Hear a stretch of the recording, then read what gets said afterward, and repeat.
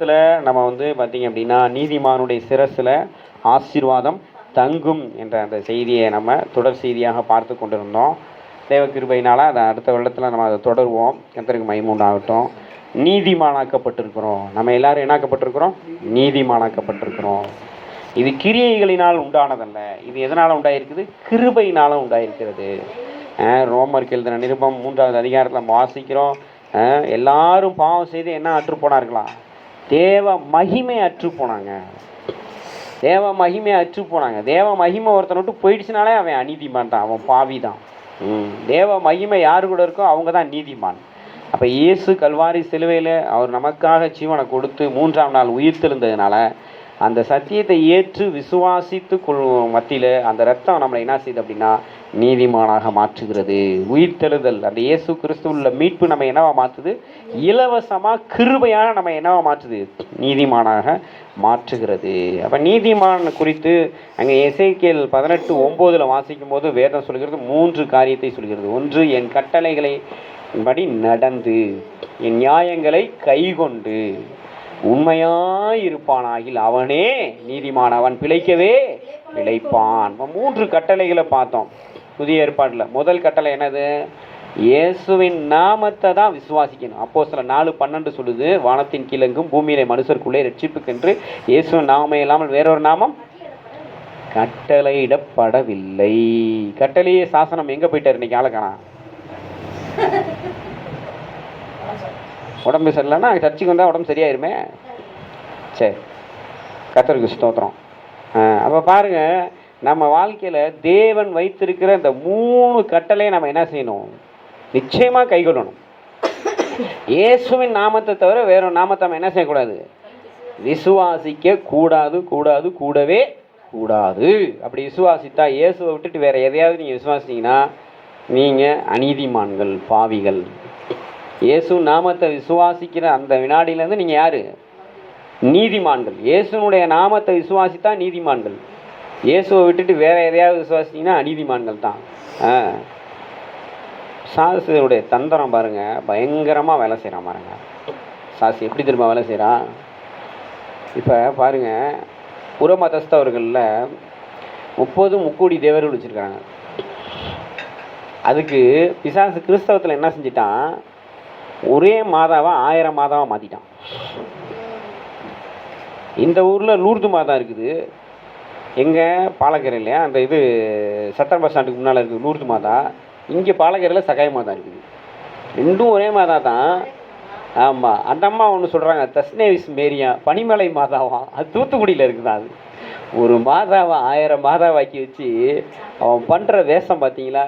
அப்போ அப்படிப்பட்ட காரியங்களை விசுவாசிக்கிறவர்கள்லாம் எப்படி இருக்கிறாங்களா? அநீதிமான்களாக, பாவிகளாக இருக்கிறாங்க. இதெல்லாம் பிசாசுனுடைய சூழ்ச்சி, பிசாசுனுடைய வஞ்சகம். பார்த்தீங்களா? புறமதஸ்தவர்கள் 30 கோடி தேவர்களை வச்சுருக்காங்கிறதுக்காக கிறிஸ்தவத்துலேயும் அப்படிப்பட்ட ஒரு அமைப்பை உருவாக்கி ஜனங்களை கெடுக்கிறான். பார்த்தீங்களா? இதுக்கு பேர் தான் என்னது? கொடிய வஞ்சகம். இதுக்கு பேர் என்னது? கொடிய வஞ்சகம். அப்போ நம்ம அம்மாரி காரியங்களை செய்யக்கூடாது. நம்ம இயேசுவை தான் விசுவாசிக்கணும். ஏங்க இயேசுவை விசுவாசிக்கணும்? அவர் மரித்தார், 3ஆம் நாள் உயிர்த்தெழுந்தார். நம்ம என்ன செய்யணும்? 3ஆம் நாள் உயிர்த்தெழுந்த கடவுள் யாரையாவது காமி, நாங்களை விசுவாசிக்கன்னு சொல்லலாம். அப்படி யாராவது இருக்காங்களா? யாராவது இருந்தால் சொல்லுங்கள். உலக சரித்திரத்தை எடுத்து புரட்டி பாருங்கள். ஆதாம்லேருந்து இன்றைக்கி வரைக்கும், இன்றைக்கி போனீங்கன்னா இன்றைக்கி இப்போ இந்த ஒரு 3 நிமிஷத்துக்கு முன்னால் ஒரு குழந்தை பிறந்திருக்கும் பெரியா சுற்றில். அந்த குழந்தை வரைக்கும் எல்லாம் புரட்டி பாருங்கள். ஜாதகத்தை எடுத்து பாருங்கள், சரித்திரத்தை எடுத்து பாருங்கள், ஹிஸ்ட்ரி எடுத்து பாருங்கள். ஒரு பையன் இருக்க மாட்டான் ஆண்டவராக இயேசுவை தவிர. அல்லேலூயா. அப்போ அந்த இயேசுவை தான் நம்ம விசுவாசிக்கணும். அந்த இயேசுவை விசுவாசித்து நம்ம என்ன ஆகணும்? நீதிமானாக வேண்டும். அல்லேலூயா. ஏங்க நீ நீதிமானா உன் சிரசில் ஆசீர்வாதம் தங்கும். நீதிமானா உன் சிரசில் என்ன தங்கும்? ஆசீர்வாதம் தங்கும். ஆசீர்வாதம் ஆசீர்வாதம் ஆசீர்வாதம் அலையிறத விட நீதிமானா ஆசீர்வதிக்கப்படு. ஏன் ஆசீர்வாதம் ஆசீர்வாதம் அலையிற? இயேசுவை நம்பு, இயேசுவை விசுவாசி, நீதிமானாக ஆசீர்வாதம் உன்னை தேடி வந்து உன் தலையில் வந்து உட்காந்துக்கும். நீ கண்ட கர்மத்தை தூக்கி தலையில் வச்சுக்கிட்டு ஓடனா நீ சாபம் தான் உன் வாழ்க்கையில் வரும். அதைத்தான் ஆண்டவர் சொல்கிறாரு. இயேசுவை உன் தலையில் வை. இயேசு தான் நமக்கு என்னவா இருக்கிறார்? புதிய ஏற்பாட்டில் தலையாக இருக்கிறார். அல்லேலூயா.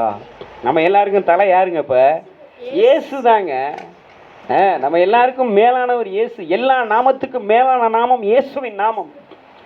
அந்த நாமத்தை விசுவாசிங்கன்னா உங்கள் தலையில் ஆசீர்வாதம் வந்து தங்கும். அல்லேலூயா, ஆமென். அதைத்தான் நம்ம முதலாவது பார்த்தோம். ரெண்டாவது என்ன பார்த்தோம்? மனம் திரும்ப வேண்டும். எங்கும் உள்ள யாவரும் என்ன செஞ்சுதாகணும்?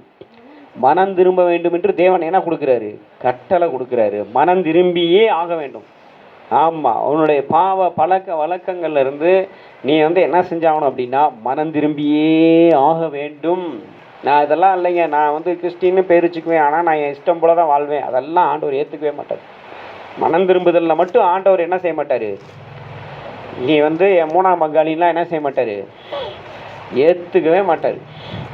நீ யோசேப்போட வம்சவழியிலே வந்திருந்தாலும் சரி, நீ மரியாளோட தங்கச்சி மகனாக இருந்தாலும் சரி, என்ன செய்ய மாட்டார்?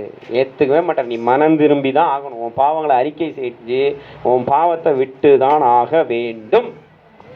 ஆமாம், எங்கள் அப்பா வந்து போப்போட சித்தப்பா, நீ போப்பாவே இருந்துட்டு போ. உங்கள் அப்பன் போப்பு கல்யாணம் ஆகுது, விடு போய் தொலை, என்னமோ செஞ்சு நீ போப்புக்கே மகன் ஆகிட்டேன்னு வச்சுக்கோவேன். அப்படியே ஆனாலும் நீ என்ன செய்ய முடியாது? பரலோகத்துக்கு போக முடியாது. மனம் திரும்பினா தான் போக முடியும். புரியுதா? அதனால தான் ஆண்டவர் சொல்றாரு, எங்கும் உள்ள யாவரும் என்ன செஞ்சு தான் ஆகணும்? மனம் திரும்பியே ஆக வேண்டும் என்று கட்டளை இடுகிறாரு. ரெண்டாவது கட்டளையை பார்த்தோம். மூணாவது வேதம் சொல்லுது, கட்டளையே விளக்கு. என்னது?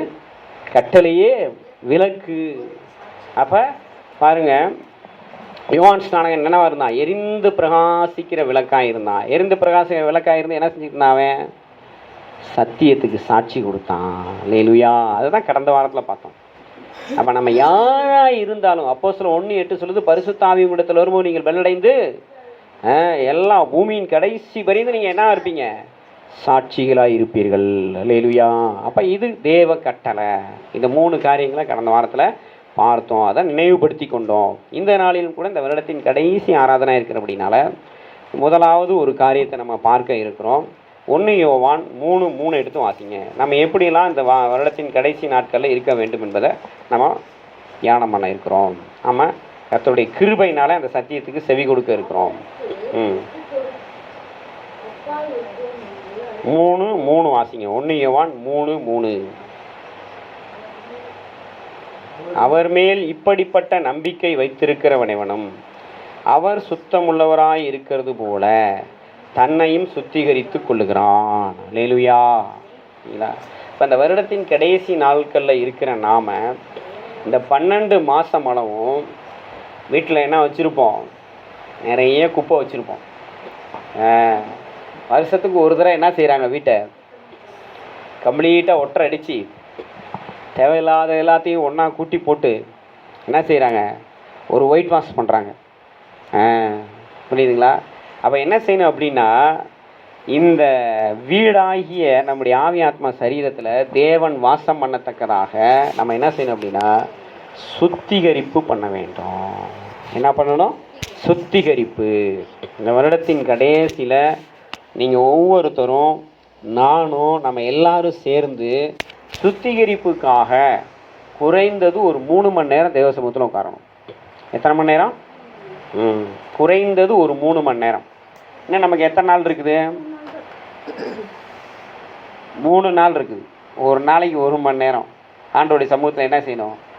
சுத்திகரிங்க ஆண்டவரே, சுத்திகரிங்க ஆண்டவரே, சுத்திகரிங்க ஆண்டவரேன்னு சொல்லி என்ன செய்யணும்? செபிக்க வேண்டும். ஏங்க சுத்திகரிக்கலாம் என்னங்க ஆகும்? சுத்திகரிக்கலை அப்படின்னா நாம் இந்த வருடத்தை விட்டு கடந்து புதிய வருடத்துக்குள்ளே போகாமல், நாம் புதிய வருடத்துக்குள்ளே போனாலும் பழைய வாழ்க்கையாக தான் இருக்கும். புரியுதா உங்களுக்கு? இப்போ ஒரு பாத்திரம் இருக்குது. அந்த பாத்திரத்தை ஏன் கழுவிட்டு தான் நம்ம பால் வாங்குகிறோம்? ஏன் கழுவாமல் வாங்குறதில்ல? கெட்டு போயிடும். இப்போ ஒரு பாத்திரத்தில் அழுக்கு இருக்குது, அதில் வந்து வேஸ்ட் இருக்குது, ஏற்கனவே சாப்பிட்ட அந்த எச்சில் இருந்தால் கூட அதை நல்லா வாஷ் பண்ணிட்டு தான் நம்ம பால் போய் வாங்குகிறோம்.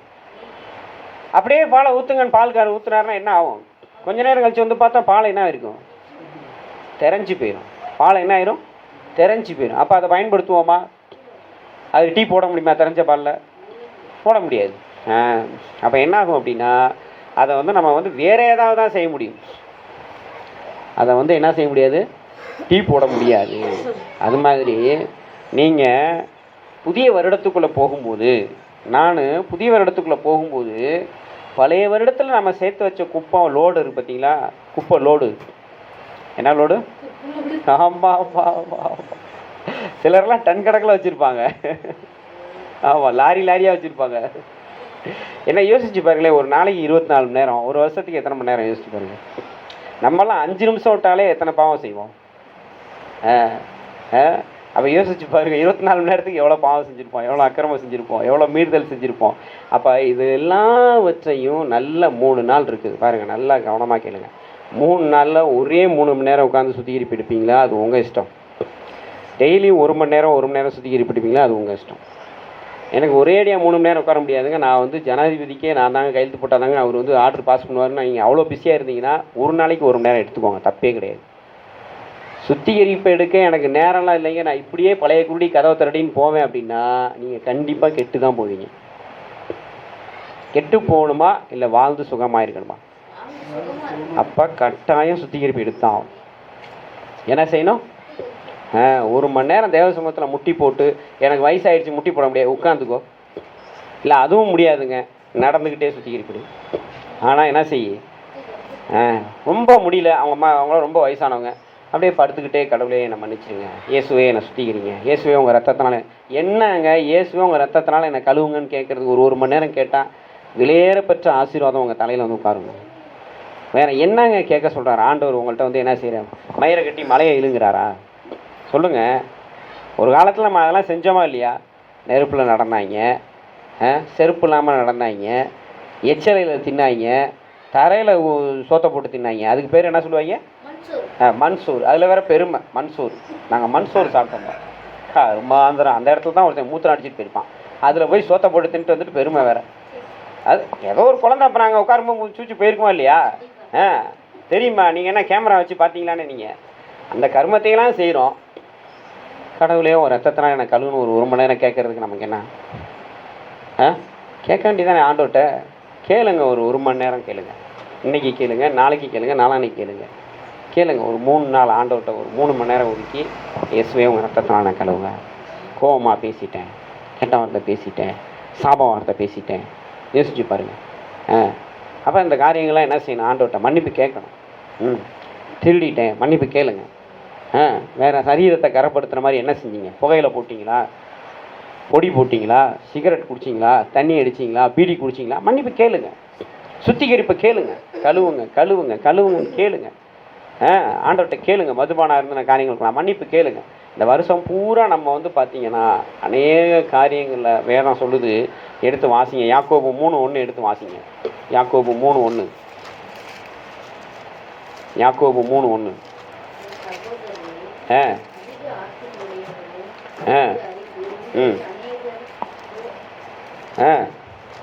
உங்களில் அநேகர் போதகராதிருப்பீர்களாக.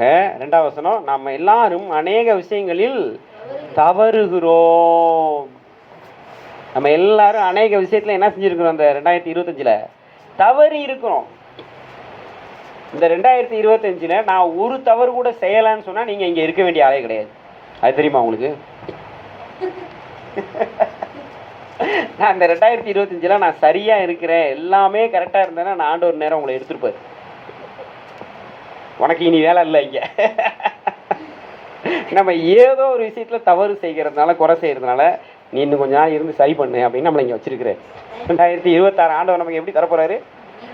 கிருபையாக தரப்போகிறாரு. அல்லேலூயா. 2025 தொடங்கும் போது எங்கள் அம்மா இருந்தாங்க. இன்றைக்கி எங்கள் அம்மா இறந்து 30 நாள் ஆகுது. இன்றைக்கி எங்கள் அம்மா இறந்து எத்தனை நாள் ஆகுது? இதே 28ஆம் தேதி வெள்ளிக்கிழமை நைட்டு 9 மணிக்கு அவங்க என்ன செஞ்சிட்டாங்க? கர்த்தருக்குள்ளே மகிமையில் பிரவேசிச்சிட்டாங்க. பார்த்தீங்களா? 2025 ஜனவரியில் இருந்தவங்க முடிச்சுட்டு போயிட்டாங்க, ஆண்டவருக்குள்ளே போயிட்டாங்க. ஏன்னா அவங்க பூரணப்பட்டு போயிட்டாங்க. பூரணப்பட்டுட்டா நமக்கு இங்கே என்ன கிடையாது? வேலை இல்லை. வந்துருன்னு ஆண்டவர் என்ன செஞ்சிருவார்? கூப்பிட்டுக்குவார். அப்போ நாமெல்லாம் பூரணமாகணும் அப்படின்னா சரியான சுத்திகரிப்பு நமக்கு மிக மிக அவசியம். ஐயோ அப்போ நான் சுத்திகரிப்பதை செத்துருவேனா அப்படின்னு தயவு செஞ்சு பயந்துடாதீங்க. சுத்திகரிப்பு நீங்கள் எடுத்தால் தான் வாழவே ஆரம்பிப்பீங்க. அல்லேலூயா. இது வரைக்கும் நீங்கள் வாழ்ந்த வாழ்க்கை என்ன கிடையாது? வாழ்க்கையே கிடையாது. நீங்கள் எப்போ சுத்திகரிப்பை எடுத்து பரிசுத்தமாகறீங்களோ அப்போ தான் உங்களுக்குள்ள ஒரு புது ஜீவன் வரும். அல்லேலூயா. அப்போ புது வருஷத்துக்குள்ளே போகிற நமக்கு புது ஜீவன் வேண்டாமா? யோவான் 10:10 இயேசு என்ன சொல்கிறாரு? நானும் அவைகளுக்கு ஜீவன் உண்டாயிருக்கவும். அப்போ ஜீவன் உண்டாகணும் அப்படின்னா அதுதான் புது ஜீவன். அப்போ அந்த புது ஜீவன் உண்டாகணும்னா 1 யோவான் 1:7 என்ன சொல்லுது அப்படின்னா, இயேசு கிறிஸ்துவின் ரத்தம் சகல பாவங்களையும் நீக்கி சுத்திகரிக்கும். அல்லேலூயா. அப்போ இயேசு கிறிஸ்துவின் ரத்தத்தினால சுத்திகரிக்கப்படாமல் ஒரு மனிதனுக்குள்ள புது ஜீவன் வராது வராது வராது வரவே வராது. அவன் பாடுறான், பிச்சைக்காரன் மாதிரி இருந்தான், இப்போ பாரு அவனுக்கு வந்த வாழ்வை பாடுறா அப்படின்னு சொல்லுவாங்க. அவனுக்கு வந்த வாழ்வை பாடுறா. எம்கேடி தியாகராஜ பகதூருக்கு பார்த்துருக்கீங்களா? அவங்களுக்கு தெரியும், அவங்க அப்பாக்கெல்லாம் தெரியும், அவங்க தாத்தாக்கெல்லாம் தெரியும். குடிகட்டி பிறந்தார். எப்படி பிறந்தார்? அவ்வளோ பெரிய ஆள். இப்போ எப்படி ரஜினி மாதிரி அந்த காலத்தில் அவர் இடையில சாகும்போது நாதி இல்லாமல் செத்தார். ஏன் தெரியுமா? மனுஷன் அவனுடைய சுய பலத்தினால் உண்டாகிற வாழ்க்கையெல்லாம் அப்படி தான் அழிஞ்சு போகும். ஆனால் கர்த்தர் கொடுக்குற புது ஜீவன் இருக்குதே, அது நித்திய ஜீவனாக இருக்கும். அல்லேலூயா. என்றென்றைக்கும் இருக்கும் அந்த ஜீவன். அதில் என்ன கிடையாது? அந்த ஜீவனை அழிக்கவே முடியாது. அந்த ஜீவனுக்கு என்ன கிடையாது? மரணம் கிடையாது. அந்த ஜீவன் நமக்கு வேணும் அப்படின்னா நம்ம சுத்திகரித்து தான் ஆக வேண்டும். அல்லேலூயா. பாருங்க, இந்த 2026 நம்ம போகும்போது குற்றமற்றவர்களாக கடந்து செல்ல வேண்டும். 1 தெசைக்கர் 5:23 எடுத்து வாசிங்க. 1 தெசைக்கர் 5:23. 2023 போகும்போது நான் இவ்விதமாக பிரவேசிக்க வேண்டும். அதில் நம்ம என்ன செய்யக்கூடாது? 1 தெசைக்கர் 5:23.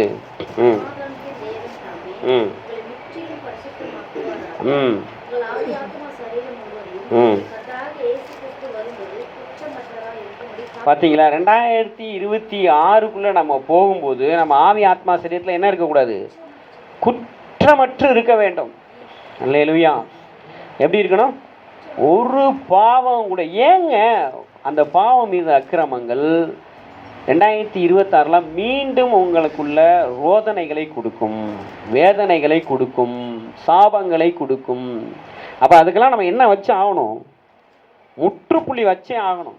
அல்லேலூயா. முற்றுப்புள்ளி என்ன செஞ்சாகணும்? வச்சே ஆகணும். முட்டியை போடுங்க, வாலிப பிள்ளைகள் முட்டியை போடுங்கிறேன் நான். முட்டி தேஞ்சா கூட ஏசு புது முட்டி தந்துடுவார், கவலைப்படாதீங்க. 3 மணி நேரம் உட்காருங்க தேவ சமூகத்தில். வாலிப பிள்ளைங்களாம் எவ்வளோ நேரம் உட்காரணும்? ஒரு நாளைக்கு 3 மணி நேரம் உட்காரணும். நல்லா எங்களை மாதிரி வயசானவங்க, அந்த மாதிரி தாத்தா, இந்த மாதிரி பாட்டி, இந்த மாதிரி பாட்டிலாம் என்ன செய்யணும்? ஒரு மணி நேரமாக உட்காந்து ஜெபம் பண்ணுங்க, நடந்தா ஜெபம். சுத்திகரிப்பு என்ன வேணும்? சுத்திகரிப்பு. நீங்கள் எடுத்து வாசிங்க சங்கீதம் 51. சுத்திகரிப்புன்னா சங்கீதம் 51 நீங்கள் வாசிக்காமல் சுத்திகரிப்புக்குள்ளே போயிடாதீங்க. சங்கீதம் 51 எடுத்து வாசிங்க. 1, 2 எடுத்து வாசிங்க.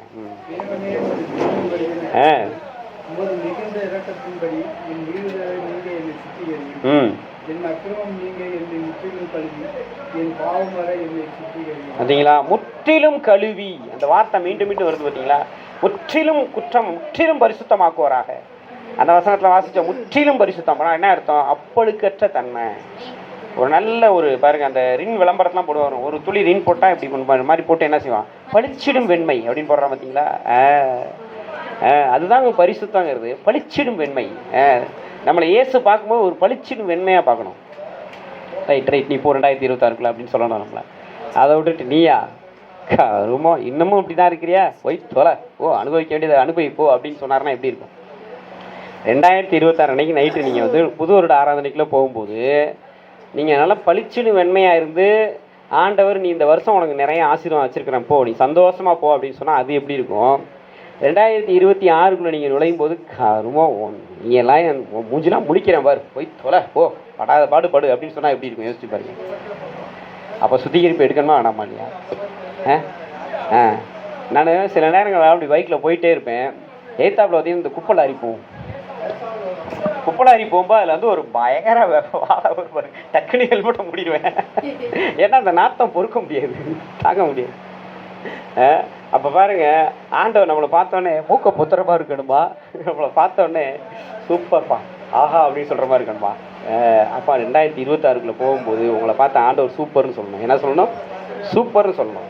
உட்காருங்க, 3 மணி நேரம் உட்காருங்க. தேவ சமூகத்தில் உட்காந்து நல்லா சுத்திகரிப்படுங்க.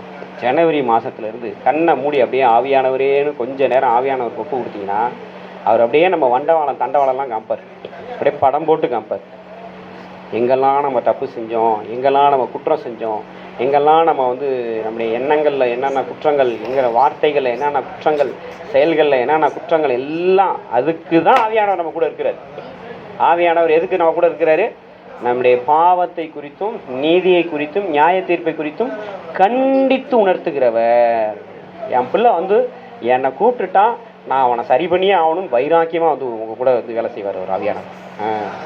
அதை விட்டுட்டு நம்ம 2026 போகக்கூடாதுக்கு இன்னும் 3 நாள் தான் இருக்குது. நீங்கள் உங்கள் நேரங்களை வீண் பண்ணினீங்க அப்படின்னா அதுவே பெரிய குற்றமாக மாறும். 3 நாள். நீ எத்தனை நாள் இருக்குது? இன்னைக்கு 28, 29, 30, 31. இந்த 3 நாளில் புத்திசாலியாக நம்ம எல்லாரும் ஒரு சரியான சுத்திகரிப்புக்குள்ளே போயிடுங்க. பளிச்சிடு வெண்மைக்குள்ளே என்ன செய்யுங்க? வந்துடணும். இயேசு கிறிஸ்து ரத்தம் ஒரு துளி உங்கள் மேலே பற்றணும். என்ன செய்யணும்? ஒரு துளி பளிச்சிடு வெண்மையை மாறிடணும் நம்ம. புரியுதா?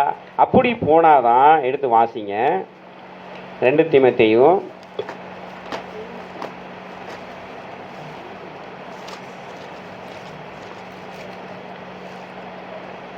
2:21 எடுத்து வாசிங்க. 2 தீமோத்தேயு 2:21. ஆகையால் ஒருவன் இவைகளை விட்டு தன்னை சுத்திகரித்துக் கொண்டால் அவன் பரிசுத்தமாக்கப்பட்டதும் எஜமானுக்கு உபயோகமானதும் எந்த நற்கிரியைக்கும் ஆயத்தமாக்கப்பட்டதுமான கனத்துக்குரிய பாத்திரமாயிருப்பான். சுத்திகரித்து கொண்டால் வசனம் சொல்லுது பாருங்க. சுத்திகரித்து கொண்டால் முதல்ல என்ன கொடுக்கிறார் ஆண்டவர்? பரிசுத்தத்தை கொடுக்கிறார். 2வது அவருக்கு உபயோகமான பாத்திரமாக மாத்துறாரு. 3வது எந்த நற்கிரியைக்கும் வெல் ப்ரிப்பேர், என்னது ஆயத்தமாக்கப்பட்ட கனத்துக்குரிய பாத்திரமாக மாற்றுகிறாரு. அல்லேலூயா. நீங்கள் எஸ்தர் புஸ்தகத்தில் வாசித்து பார்க்கும்போது ராஜா கனம் பண்ண வேண்டிய மனுஷனுக்கு என்ன செய்யணும்? உடனே ஆமா நினச்சிக்கிட்டா அவன் எனக்கு தான் நினச்சிக்கிட்டு அவன் என்ன செய்வான்? இதை செய்யணும், அதை செய்யணும், குதிரை மேலே ஏற்றணும், தலையில் கிரீடம் வைக்கணும், அவனுக்கு புது ட்ரெஸ் போட்டு அவனை ஊரெல்லாம் கூட்டு போகணும், அப்படி இப்படின்னு என்னென்னமோ சொல்கிறான். உடனே இதெல்லாம் போய் மொர்தெகாய்க்கு செய்ய அப்படின்ட்டாரு. பார்த்தீங்களா? அப்போ 2026 கர்த்தர் இதெல்லாம் உங்களுக்கு செய்யணும் அப்படின்னா, எனக்கு செய்யணும் அப்படின்னா, நாம் சுத்திகரித்து கொண்ட பாத்திரமாக 2026 போகணும். ஆமான போல் எங்கே போயிடக்கூடாது? தூக்குமேடைக்கு போயிடக்கூடாது. மொர்தெகாய் போல் கனத்துக்கு போகணும். அல்லேலூயா. அப்போ ஆண்டவர் நம்மகிட்ட என்ன எதிர்பார்க்கிறாருன்னா, ஒரு நல்ல சுத்திகரிப்பு. காசு வேண்டாம், பணம் வேண்டாம், என்ன வேண்டாம்?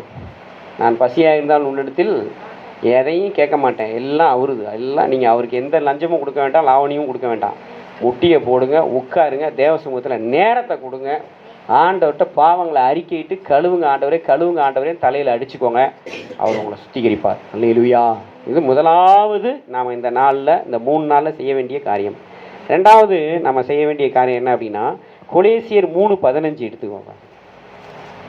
கொலேசியர் 3:15. கொலேசியர் 3.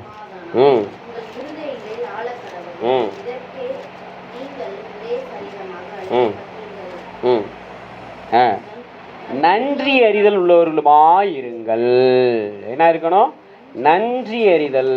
இந்த வருடம் முழுவதும் கர்த்தர் நமக்கு செய்த ஒவ்வொரு நன்மைகளை தேவனிடத்தில் என்ன செய்யணும்? நினைவுபடுத்த ஒப்பு கொடுங்க. யோசிச்சு பாருங்க. ஜனவரி மாதம் உங்களுக்கு என்ன செஞ்சார் ஆண்டவர்? வியாதி படுக்கையிலிருந்து உங்களை எப்படி தூக்கி எடுத்தார்? கடன் அடைக்க வேண்டிய அந்த நிர்பந்தமான சூழ்நிலையில் எப்படி கடன் அடைக்க உதவி செஞ்சார்? அவமானப்பட்டு போயிருந்த நேரத்தில் எப்படி தேவன் நம்மளை உயர்த்தினார்? தேவைகளோடு கண்ணீரோடு இருந்த நேரத்தில் எப்படி தேவைகளை கர்த்தர் கொடுத்து நம்மளை ஆதரித்தார்? நல்ல பார்த்திங்கன்னா 3 வேளையும் நமக்கு நல்ல சாப்பாடு கொடுத்துருக்கிறாரு, துணிமணி கொடுத்துருக்கிறாரு, ஓக்கிலும் வரத்தணும். நாங்கள் உண்மையிலே சொல்கிறோம். ஒரு லாஸ்ட் வீக் வீக்னு நானும் என் மனைவியும் அந்த மேலப்புதூர் போஸ்ட் ஆஃபீஸ் ரோட்லேருந்து நேராக போயிட்டே இருக்கிறோம். அங்கே பார்த்திங்கன்னா அங்கே ஒரு பால் காம்ப்ளெக்ஸ் இருக்குது, சென்ட் பால் காம்ப்ளெக்ஸ்னு. அதுலேருந்து ஒருத்தன் அந்த டாட்டா சும்மா நினைக்கிறேன் விட்டுன்னு வெளியே எடுத்தான். நாங்களும் கிராஸ் ஆகிறோம், அவனும் இப்படி வண்டி எடுக்கிறான்.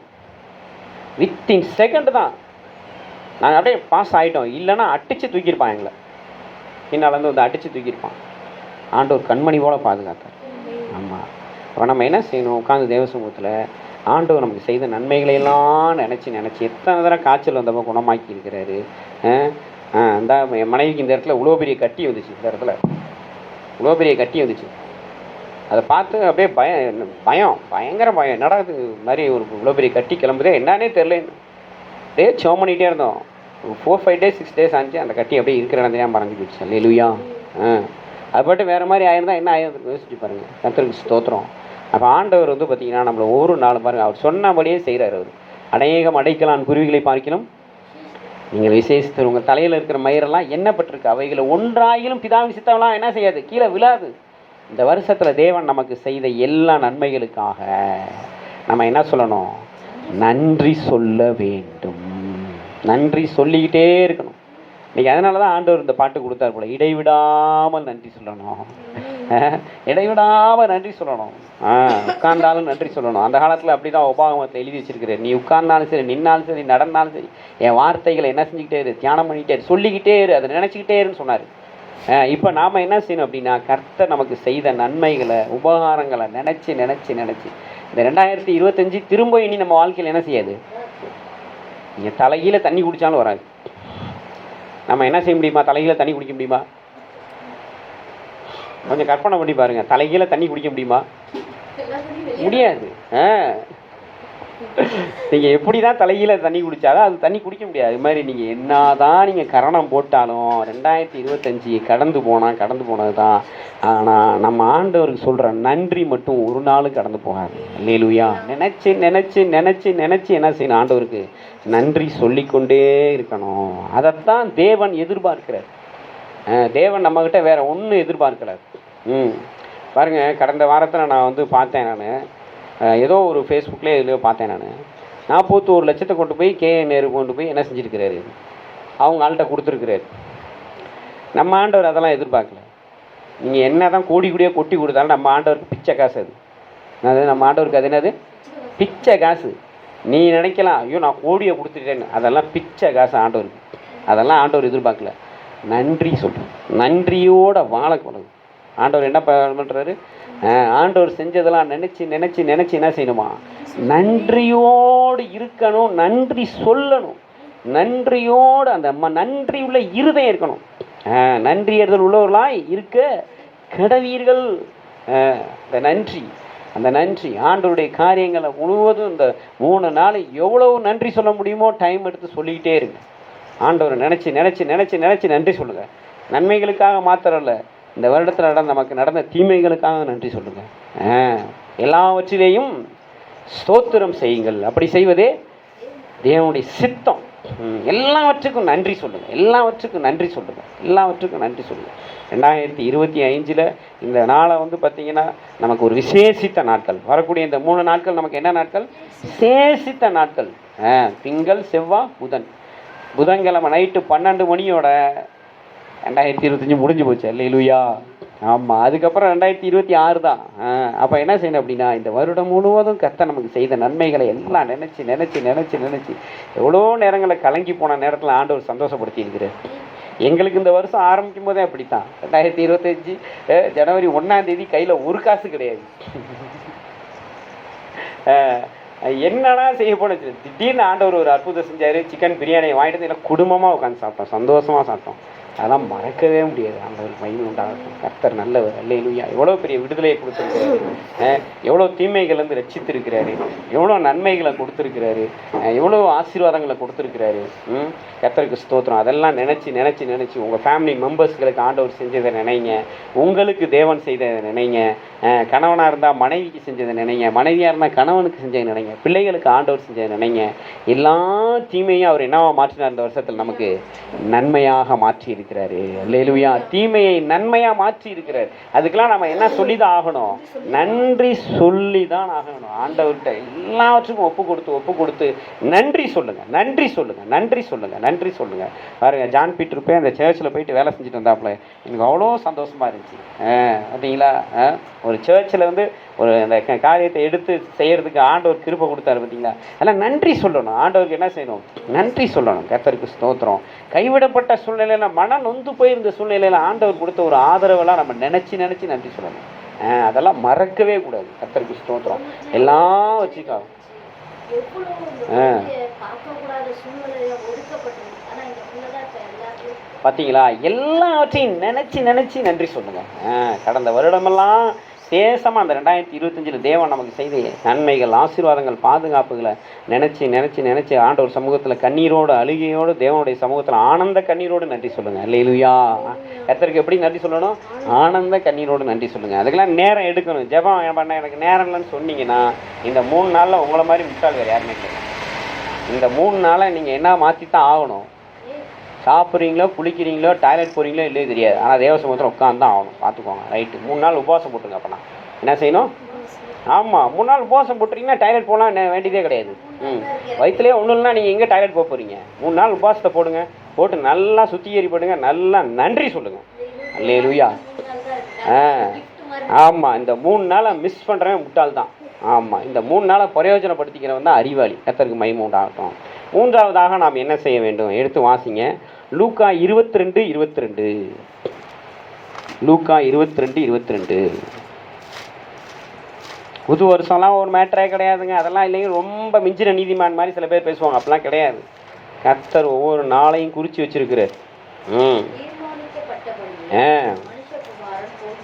ஆனாலும் அவரை காட்டி கொடுக்கிற மனுஷனுக்கு ஐயோ என்றார். 33வது வருஷம் வந்தப்ப இயேசு கிறிஸ்து தீர்மானம் செஞ்சிருக்கிறார். தீர்மானித்தபடியே மனுஷகுமாரன் போகிறார். 33வது வருஷம் எபிரேயர்களுக்கு அங்கே வந்து பார்த்தீங்க அப்படின்னா அந்த முதல் மாதத்தில் யூதர்களுக்கு அந்த முதல் மாதத்தில் இயேசு என்ன செஞ்சிட்டாரு? முதல் நாள்லே இந்த வருஷம் நான் சிலுவைக்கு போகணுன்னு என்ன செஞ்சிட்டாரு? தீர்மானம் பண்ணிட்டாரு. அப்போ 2026 நீங்கள் ஆண்டவருக்குள்ளே எப்படிலாம் இருக்கணுங்கிறத கடைசி நாளாவது நீங்கள் என்ன செஞ்சு தான் ஆகணும்? தீர்மானம் பண்ணிக்க வேண்டும். இயேசு சொல்கிறார், தீர்மானிக்கப்பட்டபடியே மனுஷகுமாரன் போகிறார். அப்போ இந்த தீர்மானங்கள்லாம் எங்கேருந்து வருது? தீர்மானங்கள் பரலோகத்திலிருந்து வருது. தீர்மானங்கள் எங்கேருந்து வருது? பரலோகத்திலிருந்து வருது. இந்த தீர்மானங்கள்லாம் யாருடைய இருதயத்திலிருந்து வருது? பிதாவுடைய இருதயத்திலிருந்து வருது. இப்போ 2026 நான் என்ன செய்ய வேண்டும் என்று தேவனே உம்முடைய தீர்மானத்தை எனக்கு வெளிப்படுத்துங்கன்னு கேட்கணும். 3ஆவதாக என்ன கேட்கணும்? முதல்ல சுத்திகரிப்பு. நல்லா சுத்திகரிப்படுங்க. மனசாக சுத்திகரிப்படுங்க.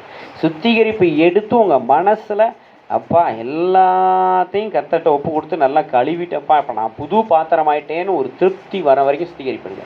2ஆவது ஆண்டவர் செஞ்சதை எல்லாம் நினச்சி ஒன்றை விடாமல் மனசார நன்றி சொல்லுங்கள். 3ஆவது தேவனுக்கு முன்பாக தலைகளை தாழ்த்தி, வேதத்துக்கு முன்பாக தலைகளை தாழ்த்தி சாஷ்டாங்கமாக விழுந்து, ஆண்டவரே இந்த வருஷம் 2026க்குள்ளே நான் போக இருக்கிறேன். இந்த 2026 என் வாழ்க்கையில் என்னென்ன நான் செய்யணும்?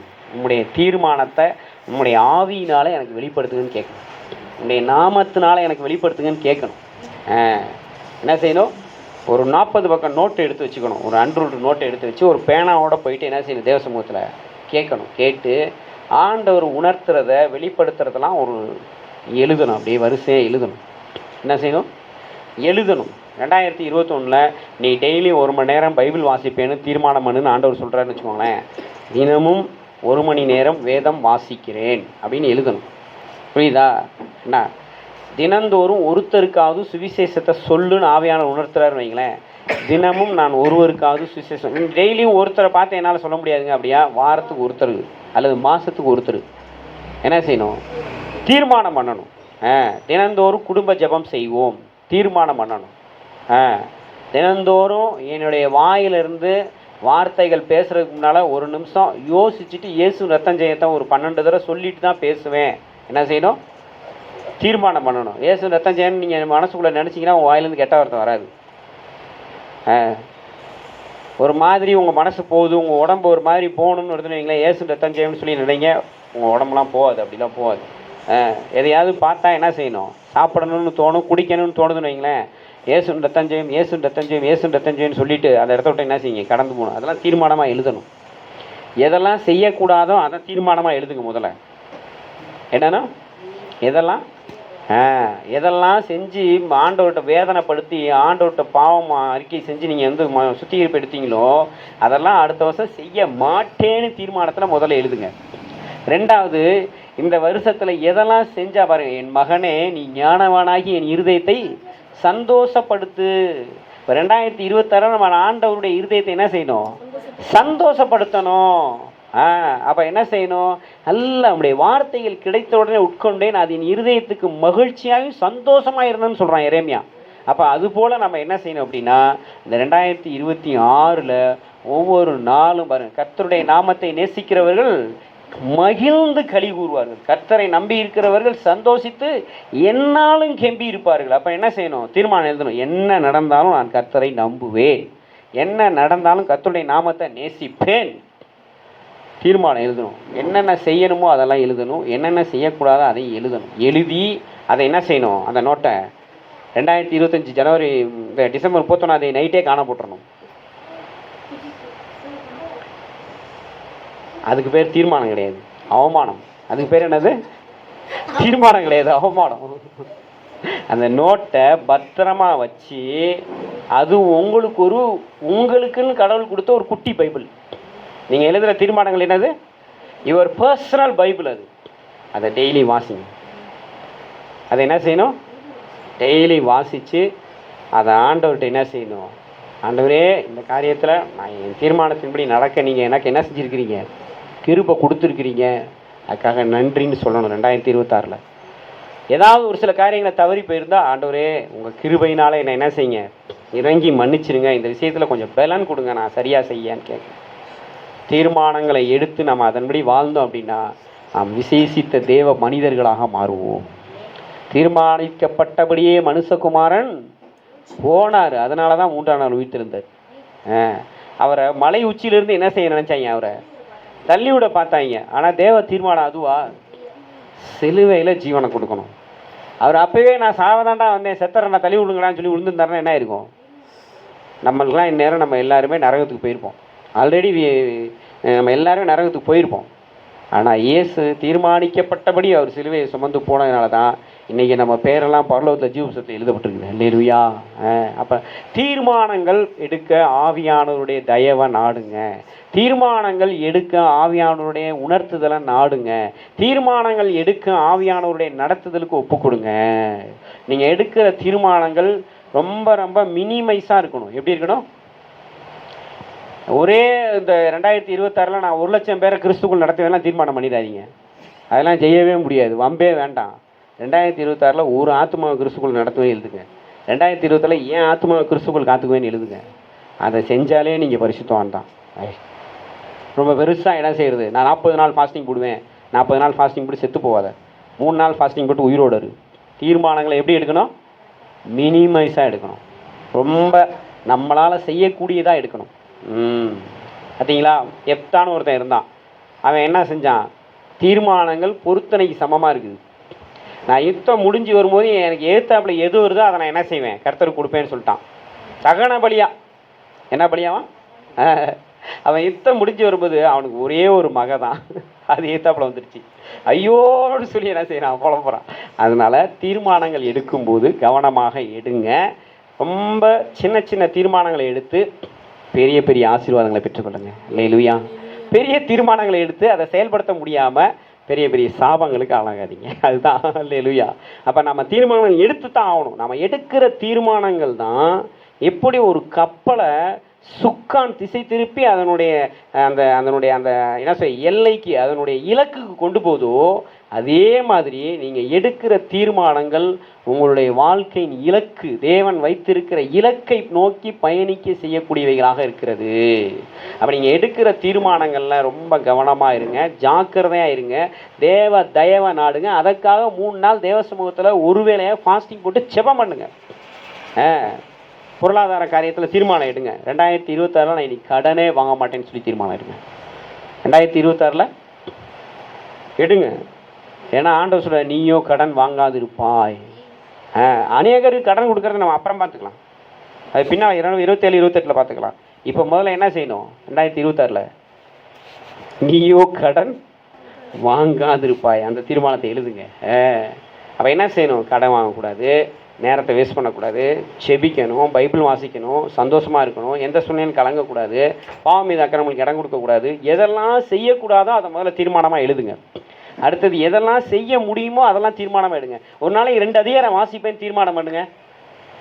ஒரு நாளைக்கு எத்தனை அதிகாரம்? 2 அதிகாரம் வாசிக்க முடியாதா? ஒரு நாளைக்கு நான் 50 அதிகாரம் வாசிப்பேன்னு சொல்லிட்டு நீங்கள் பைபிளே தொடாமல் இருக்கிறது பாவம். அதுக்கு பதில் 2 அதிகாரம் வாசிப்பேன்னு சொல்லிட்டு 3 அதிகாரம் வாசிச்சேன்னா அது புண்ணியம், பரிசுத்தம். நம்ம என்ன தீர்மானம் எடுக்கிறோமோ அதை செய்ய வேண்டும். லேலுயா, கர்த்தருக்கு மகிமை உண்டாகட்டும். நம்ம எல்லாரும் எழுந்து நிற்போமா ஆண்டவருடைய சமூகத்தில். இந்த கிருபாசன வேலைக்கெல்லாம் வந்திருக்கிறோம். 3 காரியங்களை கர்த்தர் நமக்கு உணர்த்தினார். 1, இந்த வருடத்தில் நம்ம நல்ல சுத்திகரிப்பு எடுக்க வேண்டும். சுத்திகரிப்பு 2025 நம்ம சேர்த்ததான அழுக்கு மூட்டைகளை எல்லாம் என்ன செய்யணும்? எல்லாத்தையும் இறக்கி வச்சிடணும். எல்லா குப்பை லோடெல்லாம் என்ன செய்யணும்? இறக்கி வச்சிடணும். அழுக்கு, நாத்தம், எல்லா அசிங்கத்தையும் தேவ சமூகத்தில் இறக்கி வச்சு இயேசு கிறிஸ்து ரத்தம் நம்ம மேலே பட்டு ஒரு துளி பளிச்சிட்டு வெண்மைக்குள்ளாக போக வேண்டும். ஆமாம். 2வதாக 2025 தேவன் செய்த எல்லாவற்றுக்காக நினச்சி எவ்வளோ நன்றி சொல்ல முடியுமா நன்றி சொல்லுங்கள். 3வதாக 2026 தேவன் உங்களுக்கு வைத்திருக்கிற தீர்மானங்களை, வெளிப்பாடுகளை கேட்டு ஒரு நல்ல நோட் வாங்கி, அதுக்காக காசு வேணா கூட கேளுங்க, நான் தந்துடுறேன், எனக்கு கடனை வாங்கியே தந்துடுறேன், கர்த்தருக்கு ஸ்தோத்திரம். அதை செய்யாமல் இருந்துடாதீங்க.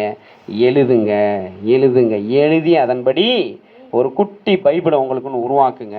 அல்லேலூயா. அதுதான் உங்களை வழி நடத்தும். அந்த தீர்மானங்கள் செய்யறதுக்கு நீங்கள் நமக்கு கர்த்தர் கொடுத்துருக்கிற இந்த பெரிய பைபிளை படித்து தான் ஆகணும்.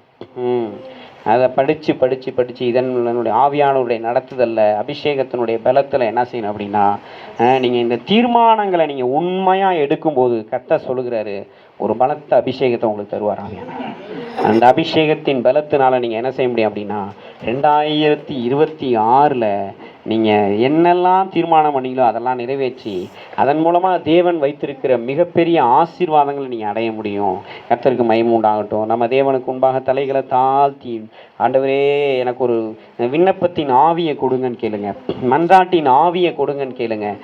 கர்த்தருடைய ரத்தம் என்னை சுத்திகரிக்கட்டும், கர்த்தருடைய வசனம் என்னை பரிசுத்தமாக்கட்டும், கர்த்தருடைய நாமத்தினால இந்த 3 நாளளவும் நான் தேவ சமூகத்தில் எவ்வளவாய் காத்திருக்க முடியுமோ, எனக்கு அந்த கிருபையை கொடுங்கன்னு கேளுங்க. கர்த்தருக்கு காத்திருக்கிறவர்களோ புது பலன் அடைந்து செட்டைகளை உயர எழும்புவார்கள் வேதம் சொல்லுது. இந்த 3 நாளும் நீங்க கர்த்தருக்கு காத்திருங்க, கர்த்தர் சமூகத்துல காத்திருங்க, ஒரு நல்ல சுத்திகரிப்புக்காக காத்திருங்க, நன்றியுடைய இதயத்தோடு காத்திருங்க. புதிய தீர்மானங்களை எடுக்க தேவனிடத்துல கிருபை கேளுங்க.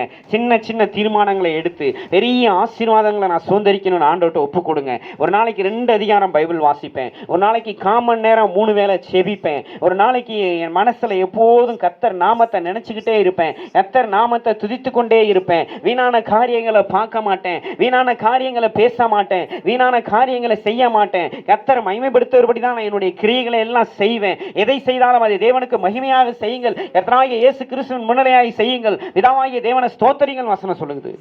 2026 முழுவதும் நான் ஒரு நடமாடும் தேவனுடைய ஆலயமாக இருப்பேன். ஆவியானவர் எனக்குள்ள தங்கி தாபரிக்கணும்னு ஒப்பு கொடுங்க. ஹல்லேலூயா, ஹல்லேலூயா, ஹல்லேலூயா, ஹல்லேலூயா. புதிய வாழ்வு தரும் புனித ஆவியே, பரிசுத்த தெய்வமே, பரலோக தீபமே, புதிய வாழ்வு தரும் புனித ஆவியே, பரிசுத்த தெய்வமே, பரலோக தீபமே. அப்படியே ஒப்பு கொடுப்போமா? இந்த அக்கினி வேண்டும் ஒப்பு கொடுங்க. ஆண்டவரே, எங்க மேல அந்த அக்கினி கொழுந்து விட்டு எரியட்டும். யோபோட தலையில எரிந்த அந்த அக்கினி இருளை கடந்து போகும்படி பிரகாசித்த அந்த வெளிச்சம் 2026 நாங்க பஸ்காவினுடைய ஆண்டவருடைய அந்த வெளிச்சத்தின் மூலமாக கடந்து போகணும்னு சொல்லுங்க. ஆட்டுக்குட்டியாகி அந்த இயேசு கிறிஸ்து ரத்தமாகிய அக்கினியின் வெளிச்சத்துல நாங்க கடந்து போகணும்னு சொல்லுங்க. இருள் நிறைந்த உலகத்திலே வெளிச்சமாய் வாருமையா, இருள் நிறைந்த உலகத்திலே வெளிச்சமாய் வாருமையா, பாவ இருள் நீக்கி பரிசுத்தமாக்கும் பரமனே வாருமையா, வர வேண்டும் வல்லவரே, வர வேண்டும் நல்லவரே, வர வேண்டும் வல்லவரே, வர வேண்டும் நல்லவரே, புதிய வாழ்வு தரும் புனித ஆவியே, பரிசுத்த தெய்வமே, பரலோக தீபமே. எல்லாரும் மேலே ஆண்டவரே உம்முடைய இந்த 3 நாளளவு ஆண்டவரே, இந்த கிருபையின் நாட்களாக, இரக்கத்தின் நாட்களாக, இந்த வருடத்தின் இறுதி நாட்களாக இந்த 3 நாளையும் ஒவ்வொருத்தரும் பிரயோஜனப்படுத்திக் கொள்ள கிருபை கொடுங்கப்பா. எஜமானுக்கு பிரயோஜனமானதும் எந்த நற்கிரிக்கு ஆயத்தமாக்கப்பட்டதும் பரிசுத்தமுள்ள கனமுள்ள பாத்திரமாக எங்கள் ஒவ்வொருவரையும் மாற்றுங்க ஆண்டவரே. நன்றி நன்றி நன்றி நன்றி நன்றி நன்றி நன்றி என்று ஆண்டவரே உடைய சமூகத்தில் எவ்வளவு நன்றி சொல்ல முடியுமோ அவ்வளவு கோடி கோடி நன்றிகளை செலுத்த எங்கள் ஒவ்வொருவருக்கும் அந்த நன்றி பலிகளை செலுத்த கிருபை கொடுங்க ஆண்டவரே. இந்த 3 நாளளவு ஆண்டவரே உடைய சமூகத்தில் காத்திருந்து எங்களால் என்ன செய்ய முடியும் எங்க சக்திக்கு உட்பட்ட காரியங்களை மாத்திரமல்ல, தேவ பலத்தினால நாங்கள் கர்த்தருடைய ராஜ்யத்துக்காக கர்த்தருடைய சாட்சிகளாக இருப்பதற்கு, இயேசு கிறிஸ்து நாமம் தரிக்கப்பட்ட நம்முடைய பரிசுத்த ஜனங்களாக நாங்கள் 2026 இருப்பதற்கு நாங்கள் என்னெல்லாம் செய்யணுமோ அதெல்லாம் செய்யறதுக்கு கிருபை கொடுங்க ஆண்டவரே.